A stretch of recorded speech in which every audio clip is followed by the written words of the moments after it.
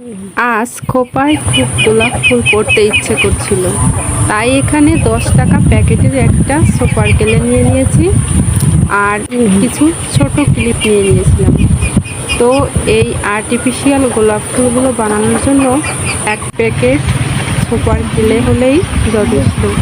তো ফার্স্টে আমি ক্লিপের গায়ে এভাবে কড়ির মতো করে লাগিয়ে দিয়েছিলাম, তারপরে এভাবে পাতলা পাতলা অনেকগুলো পাপড়ি করে নিয়ে ক্লিপের সাথে জুড়ে দিয়ে সুন্দর মতো তৈরি করে নিলাম আর্টিফিশিয়াল গোলাপ। তো এই গোলাপ যে কেউ তৈরি করতে পারবেন, দেখতে একদম সত্যি ফুলের মতো লাগে। তো তারপর এই তো ফুলগুলো আমি খোপায় সাজিয়ে দিলাম, দেখো কতটা রিয়েল ফুলের মতো লাগতেছে। তো যে কেউ এই কেলে